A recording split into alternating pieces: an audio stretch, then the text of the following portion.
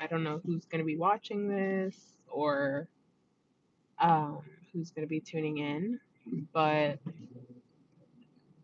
I just wanted to come on here while I am driving and give you guys a message from God, give you guys a message from what I was feeling in the spirit. Um, it's been, we've all been through rough seasons, and like, let me just tell you guys, this season, like, when I think about it, like, 2022 has been one of the craziest years. And when I think about it, I'm like, I don't know who's watching, but blessings. Um, it's been one of the craziest years for me just because it's been so. I was having a conversation. So somebody came over, one of my mom's friends, which made me feel really good because she's one of those people who are like, she's really open minded. And my I've been through like a very big, I'm going through like a healing phase, a healing stage of realizing that everything that was meant to harm me actually worked out for my good. And let me explain what that means. Like, what the devil meant to harm you, with everything that was going on, with everything, the whole process in Dominican Republic, the whole process in just everything, kind of like breaking down everything from the beginning, right? That has been going on for those of you guys who know. Um it's been a lot of healing that I've needed to experience, and I've needed to heal from the wounds, right? Um whether that be wounds of betrayal, wounds of feeling abandoned. And I think that a lot of us in this experience in our walk with Christ, there's moments where you're like, and I'm saying this because I was just driving and I felt a moment of discouragement. I don't want to lie to you guys, I want to be transparent. I felt this moment of God, like, my finances, like, they're not in order right now. Like, I'm hanging on by a thread, you know where's the job? I need work, I need to do things, I need to move, like, I need to be where you want me to be. And there's a lot of moments of desperation and of anxiety that come. You start feeling desperate, and I don't know who needs to hear this, but in the midst of the desperation, because you have circumstances that come against you. You look at your situation and you feel like nothing has changed, or sometimes you're looking at people around you and you're seeing that they're advancing.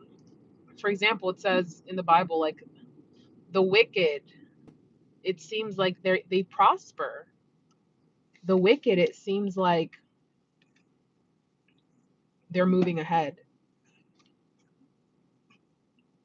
um you think about all the people in the world that are in wickedness and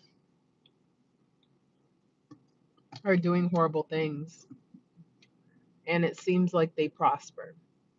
I was watching this video on YouTube of this. It came up on my screen. It came up on my YouTube. It was of Vogue, um of this supermodel.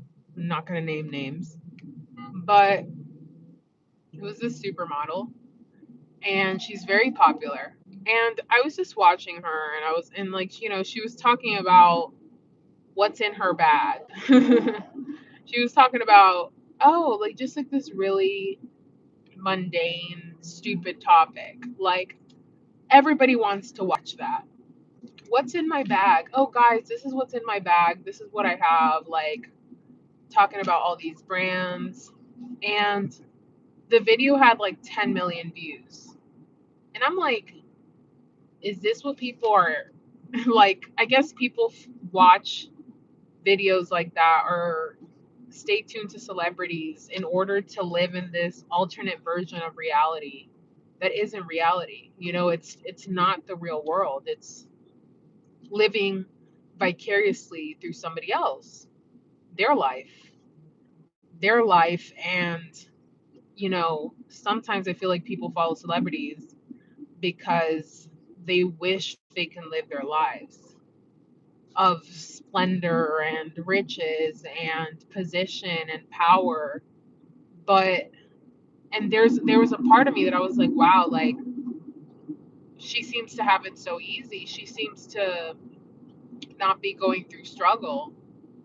She has it financially all together. She can travel wherever she wants to. She is living the dream, and I have felt, obviously me with my goals and, you know, I've mentioned, that I want to get into music and I want to get into, I'm a singer and I have these ideas and these dreams and these goals. And, um, I want to do things for the Lord, right? Into the arts. And I see these people who don't deserve to be where they are because they aren't good people.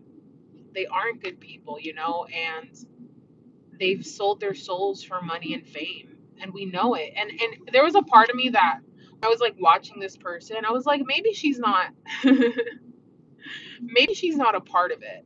I was like, maybe she's not a part of whatever secret society that people have to join in order to get riches and power. And then in that same moment that she was talking, she takes out this bag and it has like an eye on it.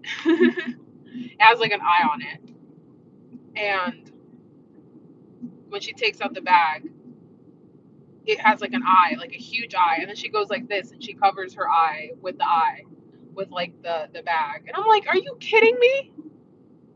You can't escape these occultic practitioners, these black magicians, these wizards, these witches, anywhere, because the ones who are in power, they have to sell their souls. And then I think about the small tribulation, because I think about the small tribulations that I'm going through right now.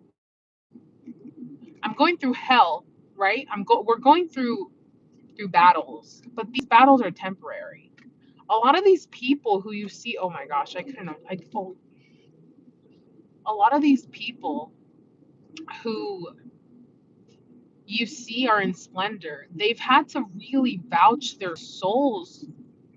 They've had to vouch their souls for life to be in these positions. Like we have no idea the things that they've had to do. And us who follow God righteously,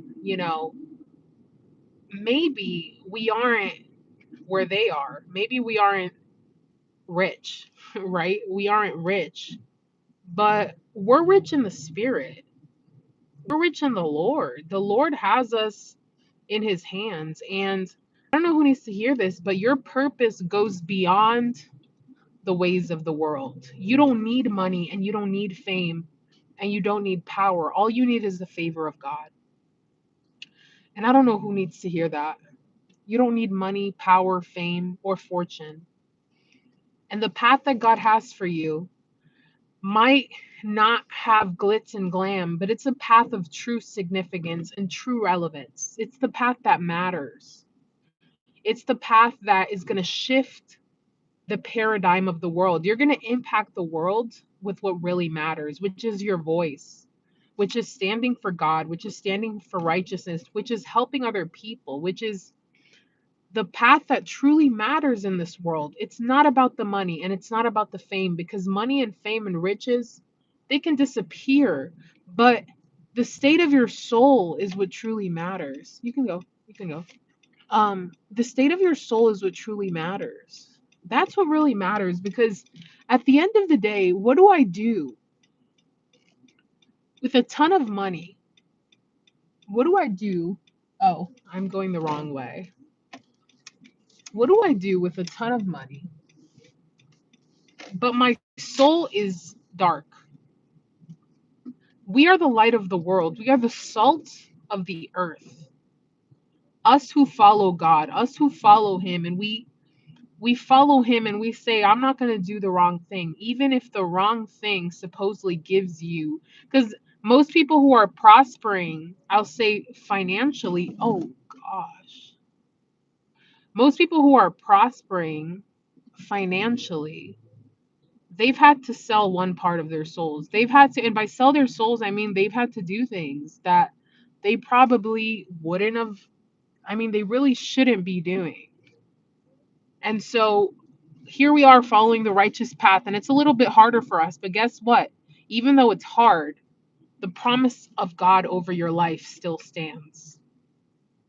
Even though it's difficult, it might be a little harder for you, but guess what? The promise of God over your life still stands, and it's still going to come to pass.